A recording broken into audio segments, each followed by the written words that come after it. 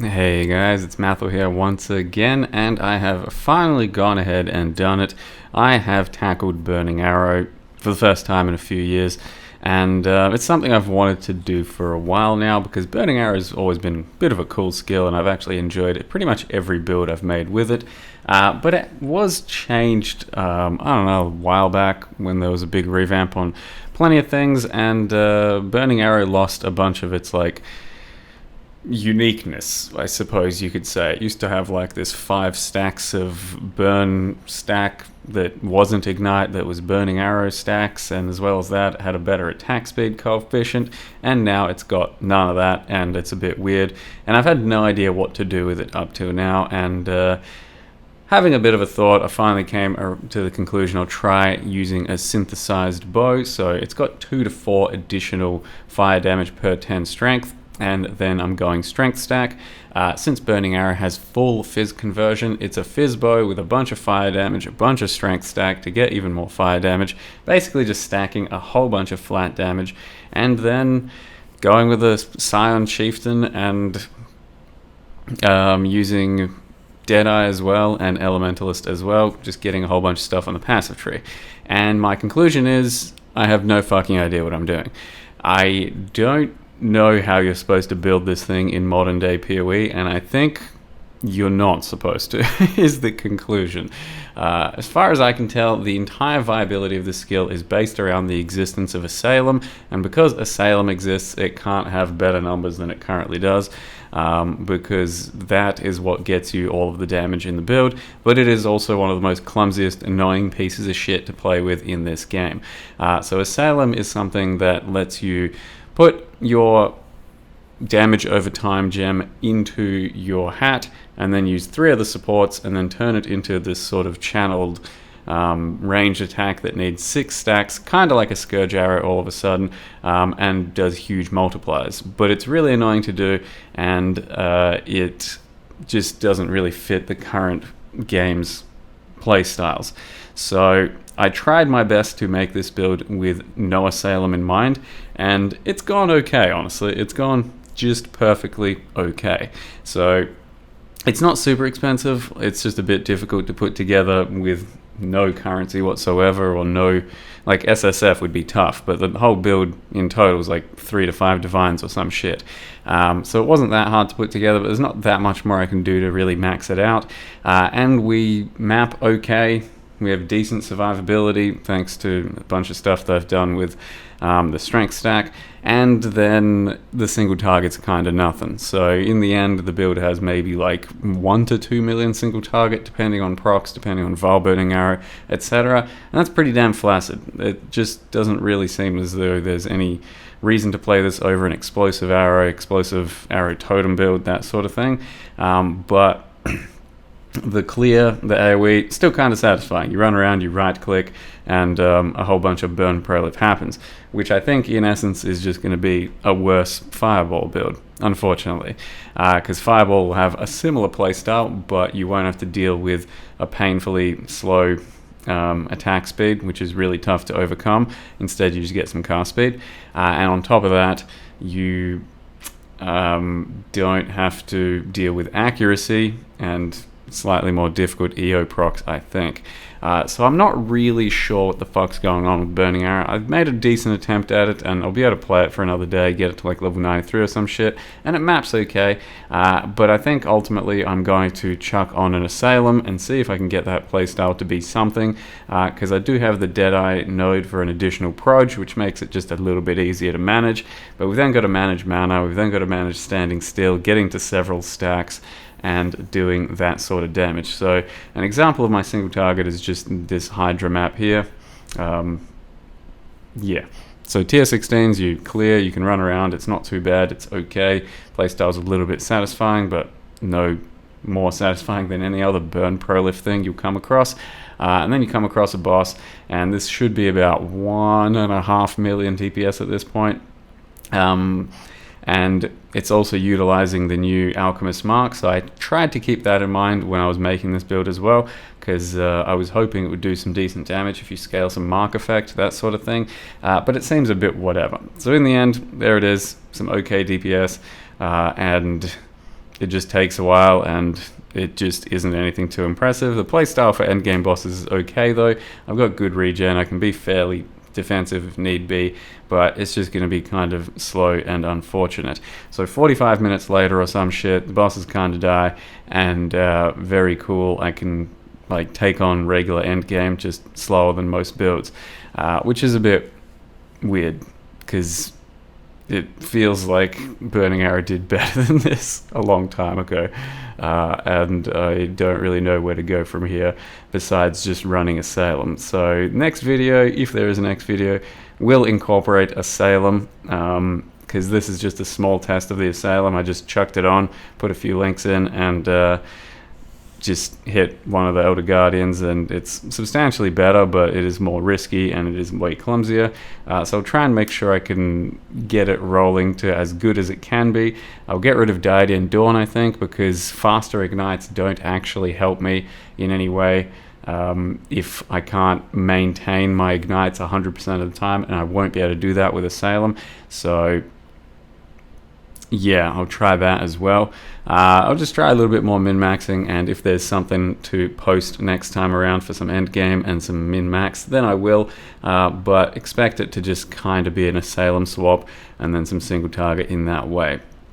With that said, let me show you how I built the character either way. So here's the character, level 91, Despair Arrow. Despair is like an emote in chat that just looks like it's full of despair, as was my feeling in tackling Burning Arrow. So currently that's my strength counter. Is that even up at the moment? Yeah, it is. It's lying a little bit because I changed a piece of gear. Either way, that's my current strength counter, and I based the entire character basically around a bow like this. There are plenty of these 2 to 4 fire attack synthesized bows out there, and it's not going to be that much additional damage because Burning Arrow like has a bunch of its own to start with, and then you can get a lot of flat fire, and realistically it's probably still way better to just go an elementalist route with all kinds of different damage, and I think that's probably still the best play if you're going to try and make Burning Arrow viable. It's to go elementalist, all your damage can ignite, maybe Black Flame still, maybe all kinds of other shit, I don't know. But basically, this is my attempt at just pure fire Burning Arrow, and it gets kinda somewhere. So Burning Arrow has all of its damage converted to fire, so all that fizz gets converted. We've then got, basically I just grabbed one of these bows and used essences until I got some fizz rolls, and then it landed damage over time as well. So then I ended up ashling, using an ashling roll, and it managed to take off a suffix, add a suffix with attack speed, and then I just finished it off with fizz. So it couldn't have really gone much better, and yet still I think it's a bit of a lackluster result.